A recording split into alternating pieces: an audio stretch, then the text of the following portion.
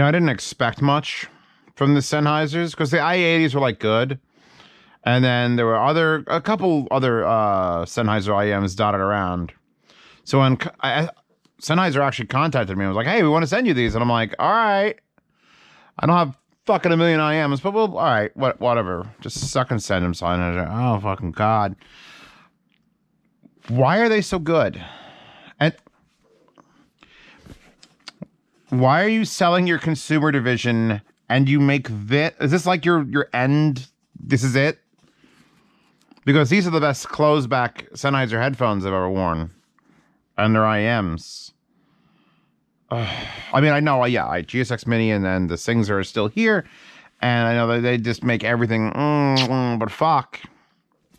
So, $300 because they're IE300s. I don't know if they plan that. I mean, that would be the way I'd probably structure my business plan, is with the price in the name. So they're not cheap. So this is not like, oh, I spent $100 on a set of Sennheisers because it's a known brand. $300 is like, that's Mangrid T money. That's almost 2 sets of OH10s. So it's got to do something pretty special. And the more I sit here and listen to them, regardless of it being on Class A amplifiers or the PTR5 or whatever, the more I'm just like, wow, Sennheiser, please make more IMs. Because these things, I guess I should describe what they are, because I've done so many that I've got a pair of IMs coming out that's a 13.5 millimeter dynamic with a balanced armature and then 2 electrets like in the tube, and those are great. This is a 7 millimeter dynamic. That's it. Not even a 10. Like extra wideband dynamic 7 millimeter, claims 6 hertz to 20,000. I don't know do I have a song that does 6 hertz? I'm not taking them out of my ears yet. I want to talk about them more, and unless they're in my ears, I can't form the words. We'll get them out in a second and talk about the actual build. 16 ohms, which they're nice and easy to drive, except I put the Singser on low and I kept creeping up and up and up until I was at like 90%. I went, all right, switch it back to high. So then the Singser and this are back to high. Switch it back to here.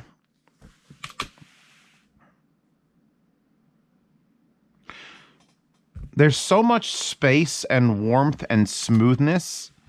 And I've made the argument before that a single dynamic, tuned properly, can do like these miraculous things. And these sound, I can't even say these sound like HG600s because they almost sound, not going to say the B word, but they certainly have more soundstage than HG600s. And they are like a tubed smoothness. Like it's just so good. And I didn't expect that shit from fucking Sennheiser. So, I mean, I've listened to some Sennheisers in the past. They've kind of been like they've been like in the Shure camp where it's like, oh, Shure makes IMs. Oh, they're very neutral.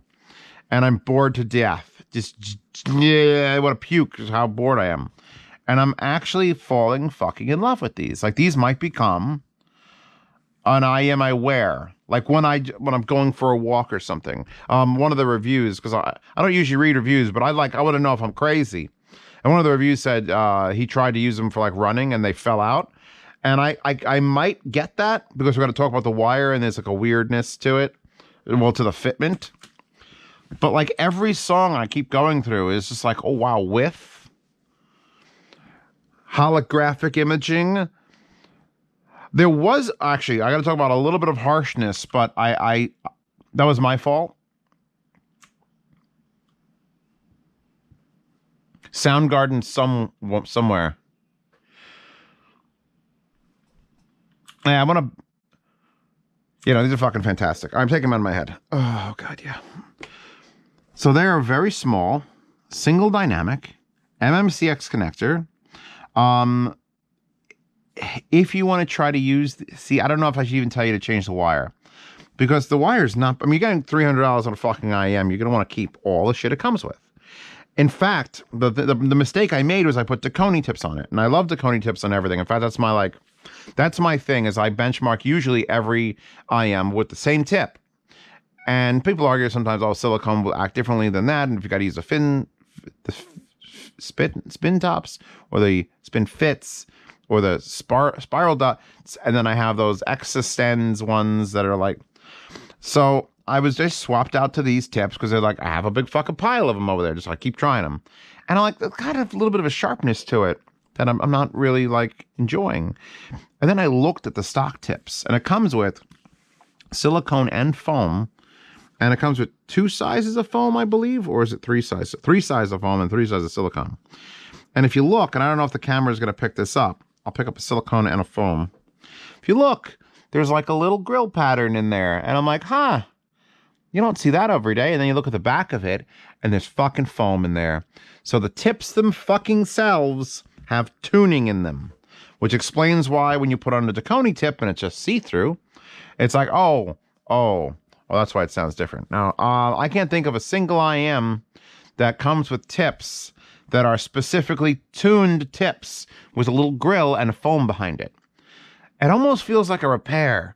Like, why would you do that? If every tip is the same, it's not like some of these tips have the foam and some don't, or some have thinner foam. It indicates anywhere on the paperwork that, you know, oh, this is for if you want a little more trouble, less trouble. They could have integrated that foam into the motherfucking tip itself. In fact, there is another little grill pattern here.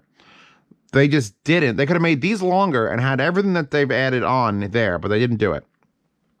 So if you change to your own favorite tips, you're going to get a different sound. And that mildly annoyed me. Luckily, the tips they do provide, the foam ones specifically for me, because I'm a foam whore, are pretty goddamn fantastic. They have a really, they're memory foam, but they're not like super slow. Like you squeeze it and you let go and it's basically back. They do say in the book, when you put it in, they show a picture of a finger pushing it into your ear, and then it says 15S. They want you to hold it in your ear for 15 seconds. Ain't nobody got time for that. Could you imagine if someone had to like put their IMs over their ears and push them in and go 1, 2, 3, 4, 5, 6, 7, 8, 9, 10, 11, 12, 13, 14, 15, and then you move about your day. That's too fucking long. It's one of the reasons I like Dakonis over like Complis. So Complis are very slow memory foam, so you put them in, and then it just sort of like takes a while to come back. And Dakonis are just like a spongy foam, like in. So these at least don't. I don't think they need 15 seconds. You can follow those instructions and every time have a 1, 2. I'm not doing it again. They're also very, very short compared to like a Dakoni. They're at least 50% shorter. Oh, maybe 40% shorter. And they're still very wide. The large, I have both larges on here. Because I think the mediums are too small. Usually I go a large on the right and a medium on the left. The medium is very medium. And then the small is, where's the small? The small is fucking minuscule. It's like barely anything. I know some people who have extremely small ear canals, and that would probably work for them. But I think like I would need like a large and like a medium large. I wouldn't have to go down to medium. So I just did 2 large, and it still fucking works fine. So yeah, so you got to use stock tips. Once you do that, that like little hint of like, oh, why is there some trouble doing things? Is gone, eliminated.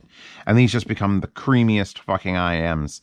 And again, I started talking about it, and then I got way off track because welcome to Z Reviews. How you doing? Wallpaper available in the description. Don't forget to check out hi-fi guides in the forums.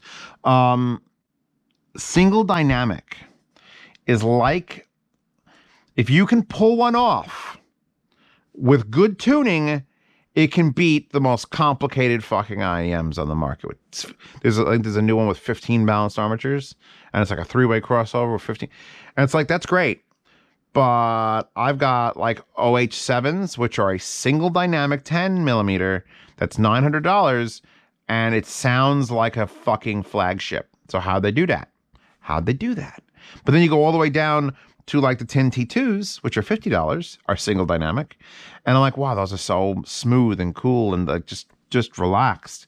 And these remind me of that sort of like genre of just like coherency. A single dynamic is easier to build and hard as fuck to tune. So, you know, if you're going to trust anyone to tune a thing, Sennheiser might be the place to go. So you put these in and you get presented with the right tips. like this warm wash of sound. I was listening to some postmodern jukebox. Puddle's Pity Party came on. I never see a diamond in... What the fuck song is that? And I just like sat here listening to it. I wasn't even... I'm prepping for the review. I'm giving their final listen. And I completely forgot I was doing that and not just here to enjoy music. That's a sign of a good product. That said, other than the sound being pretty fucking spectacular for $300, like you'd think like, okay, $300, why would I pay $300 for a single dynamic ZOS? Well, I just explained this $900 dynamic that's fucking amazing. Although that does come with a hell of a lot of like pomp and circumstance, the OH7s, where this comes with like a little cloth pouch and a couple tips and a Sennheiser branded, in case you ever forgot what earwax, because this is literally for picking out the earwax in the thing. In case you forgot your earwax picker was a Sennheiser product, they put their logo on it. Not even the logo. That's the logo. That would have been fine. They wrote the fucking word Sennheiser out on it. This might be the one case where the brand is larger than the unit itself. So you get tips and an earwax cleaner and a wire. Now, we're going to talk about the wire for a second, because sometimes I will dwell on wires for like 10 minutes in a video, and I don't want to go there, but we might go there. I fucking love this connector. It's not balanced. So if you want balance, people are looking, again, and there are the descriptions, people are looking for a balance cable. Like, it's MMCX. You can get any balance cable you want. But wait, we'll get to that. I love how short this is. I wish it was even shorter, but I mean, that is a nice compact little thing. It comes off full 90 degrees. You got a nice little strain relief to a single wire. And I've seen this wire in the past. Sennheisers have used this in the past. It's not the worst wire, but you can see it sort of reacts sort of weird. It's kind of like not stiff in a way, but it's, how do I put this? It behaves just oddly.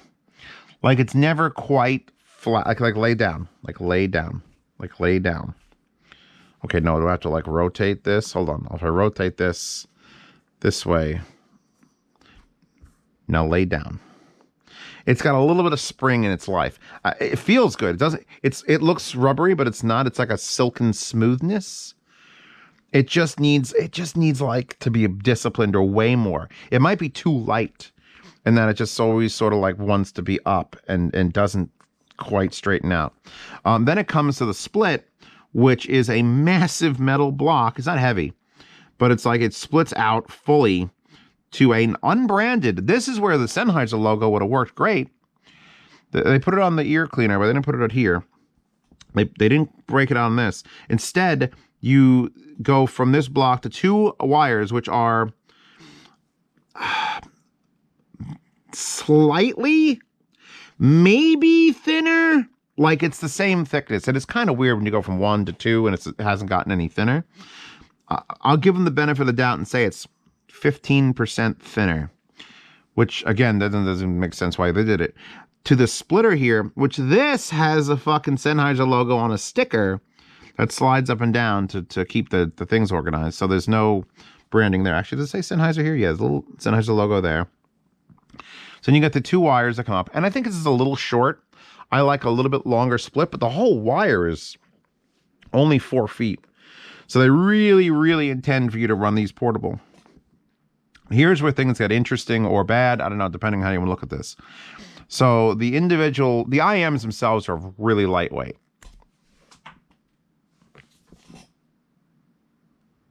We're not going to pause. Let's go get that.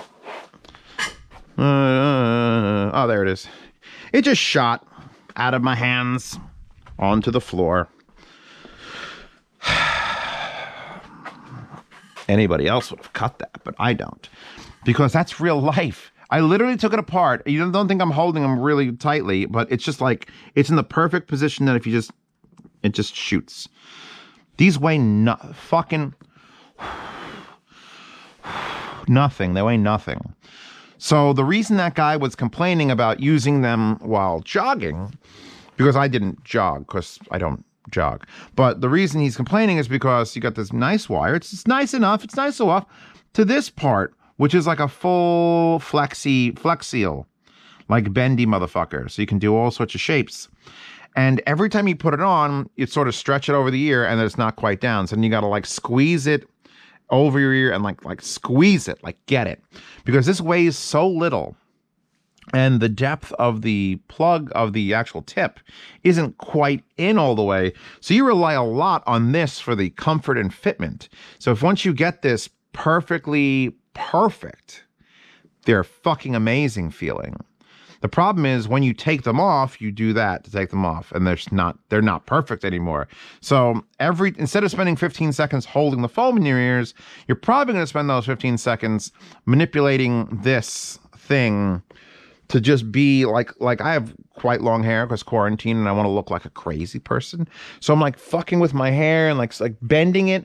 And like, you can't just push it against your ear. You can't just like, okay, it's here and you got to push it down because it doesn't go. It doesn't push down. So you got to like go on top and you got to like squeeze it so that then it's down. So you got to do all this shit to like manipulate it. And as soon as you go to take it out, there's no way to get this over ear without like stretching it a bit and you've reset the whole thing.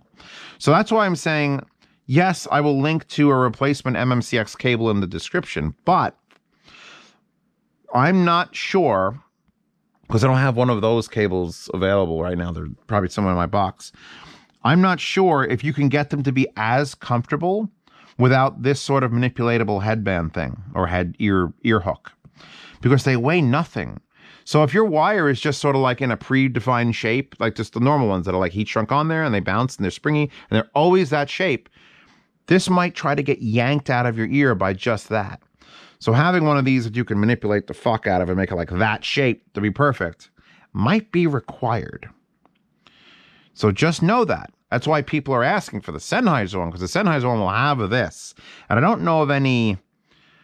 I know there are add-ons for IM cables that literally just give them the hard loop to go over your ears or like the silicone loop, but they're not like bendable. You have to probably do something custom.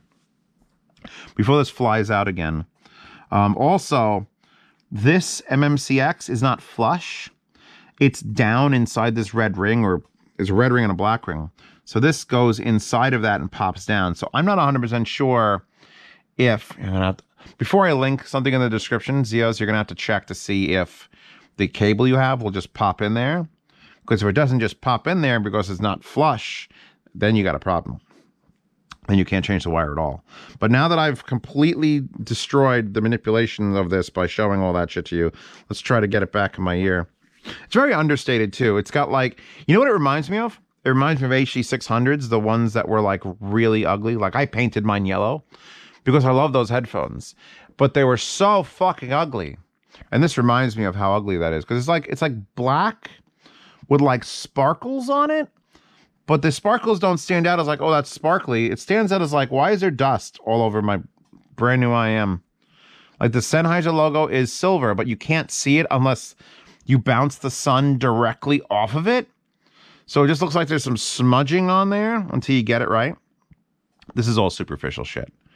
It doesn't matter. It really doesn't matter how they look. I don't care how they look. Some IMs look fantastic. Once they're in your head, only what you hear matters.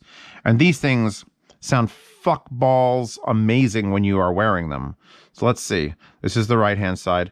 You do this, so it goes in your ear like this. So the first thing we're going to do is we're going to put it in our ears and we're stretching it over the top of our ears. And I'm not going to do 15-second hold, but then I got to like twist it because it's like, do I want it like here or here? Because the way this thing, that's another, it fits perfectly when you get it right. But this, look at this. This is pointing inward, and here's where the tip is flush. And that doesn't adjust. So you have to deal with this thing being inside your ear. They very specific and Germanly want this to fit. So you got to like give it that squeeze. Like I just squeezed it, and it's pretty much, that's perfect. They also claim, or at least they acknowledge in the booklet, which by the way, I'm not going to show you the words, but they call these earbuds. And I was like, oh shit, you're going to be in trouble, Sennheiser. Because if you call an IEM an earbud on any forum, like the Hi-Fi Guides forum, you're going to get in trouble. Someone going to scream at you. Wait, hold on, I'm squeezing. I'm thumbing and squeezing. I'm manipulating to get these. That's why I don't like taking them out for the beginning of the room, because you can't just put them back in easily. But now I think I've got them And now I'm squeezing the top down. I'm like grabbing underneath and changing like that shape. Wait. Like I was saying, they acknowledge the ambient noise cancellation. That's why I said these are the best Sennheiser closed-back headphones, because they do legitimately block quite a bit of sound. I don't think you could use them as a shooting earmuff, but they definitely shut shit off.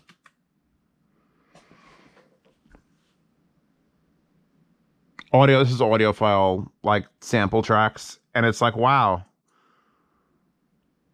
I wish Sennheiser came out before they closed their division of consumer lines. Bring out a closed back headphone that sounds like this. I'd recommend these are like MMX 300s, where the MMX 300s, the Beyerdynamics, those up there, which are a gaming headset and cost actually just a little bit more than these, are the closest facsimile I can tell you. Because these are so smooth and so wide and so relaxing. As long as you're not using separate tips and the treble gets through. They're high fidelity earphones for sophisticated music enjoyment. I don't know what that means, but I do agree with musical enjoyment, because holy shit, these are just like newly developed membrane foil for minimized natural resonance and distortion. Yeah, I don't know what the fuck they did. They just sound great. I highly recommend them. If you're looking for a lightweight set of IEMs that once you fit are like balls comfortable. And I know if you're a woman watching this and going, honey, what does balls comfortable mean? He'll explain it to you. They'll just, oh my God, it's just, because the mids are like the mids have been like veiled in this warmth and smoothness and then pushed right behind your eyeballs. Like usually when something is like, I can tell you these are a mid-focused IM. All right. That's a term that other reviewers use. What they won't say is that it's pushed against your eyeballs and then somehow filtered into smoothness. It's like it's stretched out just so it doesn't get offensive. And but I'm listening to the Beach Boys, Santa Claus is Coming to Town. I like when you could hear me on pause speakers, because then you could know what I'm assessing. But yeah, Rock Christmas, Beach Boys, Santa Claus Coming to Town. Sounds fucking phenomenal. That's not a song I kind of want to listen to at like the start of spring. Wardruna.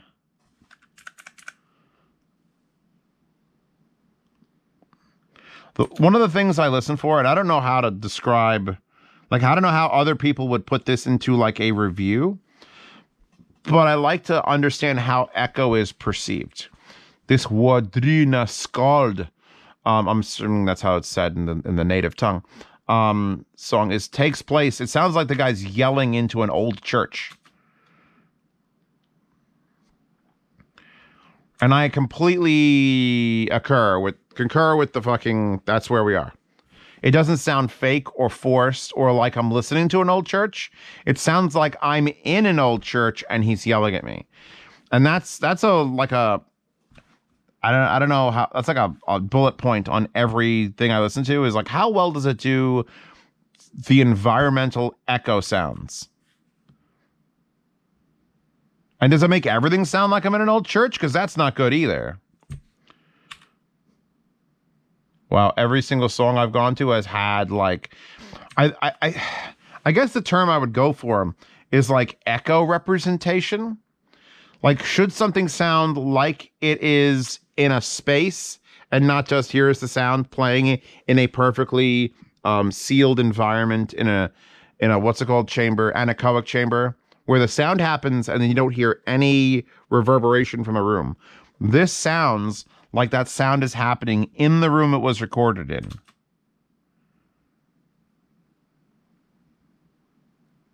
Ennio Morricone. Once Upon a Time in the West. This is what? La Humo del Armonica. I guess that's supposed to be harmonica, which is a guy playing a harmonica in a fucking cave. And it's like, yeah, I believe you. I believe that's exactly where Ennio Morricone recorded this shit. I could hear it bouncing backwards into the cave. Oh, it's I just hold on. This might be the most impressive Sennheiser headphone I've heard in a long while. I'll call it a headphone. Fuck it.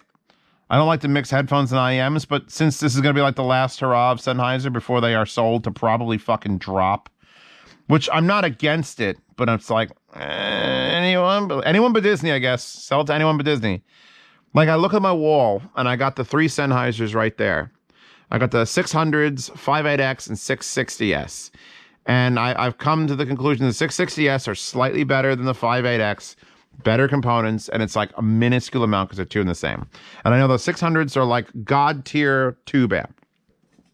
And then I got the 280 Pros upstairs at my desk because I use those on a tube amp or a little bit for monitoring. And then if you want to make the argument that Neumann is owned by Sennheiser, the Neumann NDH20s would be another Sennheiser closeback that, you know, those are the opposite of this, where those are absolute workhorses. And this being a fun closeback headphone, they're not actually a headphone, would be a fucking like completely out of the ballpark for what Sennheiser is usually putting out. Like usually it's very specific or very clean, like the 660s or these 58X aren't like super bass cannons. They don't smooth every track you listen to out and make it. They just usually are, here you go. Don't change the pads. Oh my God, I just realized. Fuck you, Sennheiser. Don't change the pads, and now don't change the tips. You sons of bitches. It just dawned on me. It just dawned on me. I wonder why these don't sound as good with different tips. Because Sennheiser. I should have fucking known. Okay. Thank God I thought about that now, not after the review. I would have turned the camera back on. Yeah, they have a weight to them. They have a fun weight. These sound fun. Like, whatever sophisticated music enjoyment is, if it makes you smile, God bless you. All means, do it. These don't sound like they're competing to be the highest fidelity thing in the... Like I mentioned, Mangrid Tees. I'll link those. Those are a very, very sophisticated... I think those have, like, I forget what the actual architecture is of them, but they're very, very nice and clean and accurate. And they use multiple sets. It's like, oh, yeah, they try so hard. These don't even sound like they're trying. I love them, and they don't sound like they're trying. So if that's what you're into, fucking go for it. Like KPH-30Is. Don't sound like they're trying. They just do some shit, and everyone's like, oh! So there you go. Fucking Sennheiser and their pad. Goddamn conspiracy. God, there's so much good. All right, here's a question. Do you think I'm hitting next track and I'm just finding all my good music? Or are these making all my music sound good? Because maybe I would have hit next track and I'd be wearing a headphone or some other IM and James Horner's Diego's Goodbye from The Mask of Zorro. Maybe I wouldn't have stopped on it, but it like immediately caught me. Like whatever the sound, whatever tonality and things that's feeding my ears is just like, hold on, stop, wait, listen to this. Okay, good. You know, these are the IEMs you wear if you like the Westworld soundtrack, not the 70s movie, the new show, but not the third season and only half of the second season, the first season. Like if you put on the Sweetwater Stride and all those pianos. Oh my God, they'd be fucking great. They're fucking great.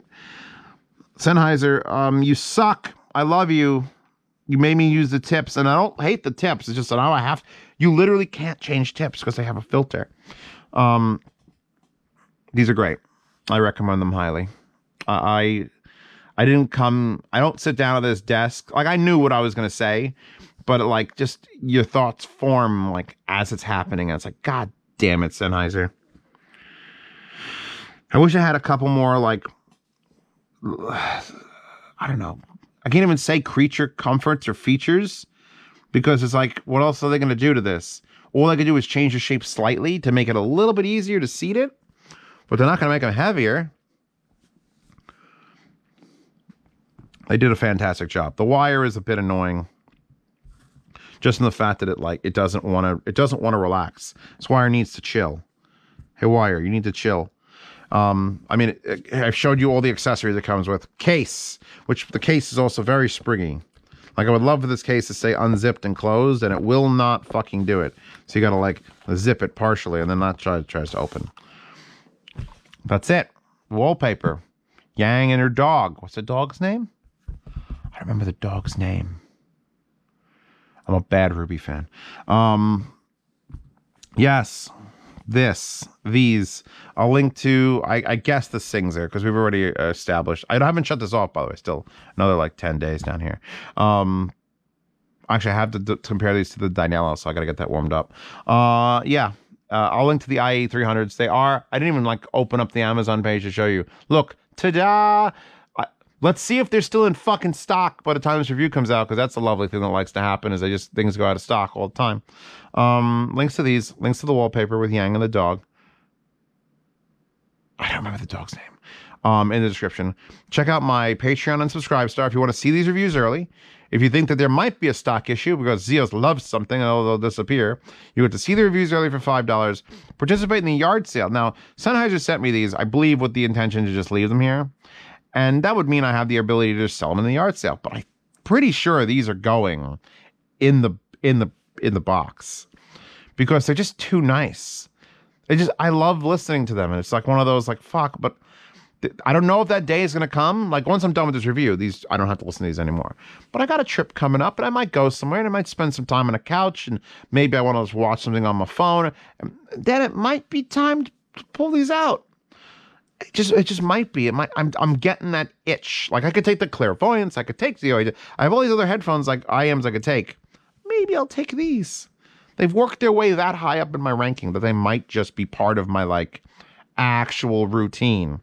Or I might pull them out for another review, unless I find like that they work really badly on a certain type of amp. Like I didn't really tube them, which you should with the dynamic, but they're already so smooth and creamy. Why the fuck would I even bother?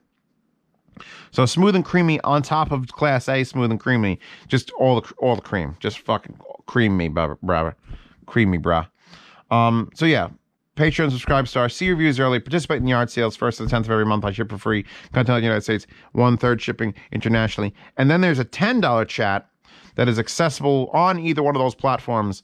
You pay $10 a month and you get into the behind-the-scenes private Telegram chat where I will help you directly. If you want to ask me any questions, you got to step up to that level and then I will answer them with my voice or type things out, or you got to have other people in the chat help you out because they're all super nice people. I believe that. None of them have been found out to be serial killers or murderers yet. I know you're in there watching me. No kill eye. Yeah, we're done here. I'll see you tomorrow. And fucking IEMs, man. I didn't think they could keep impressing me, but then every once in a while you get one like this and it's like, $300. Yeah, it's worth it. And impresses me.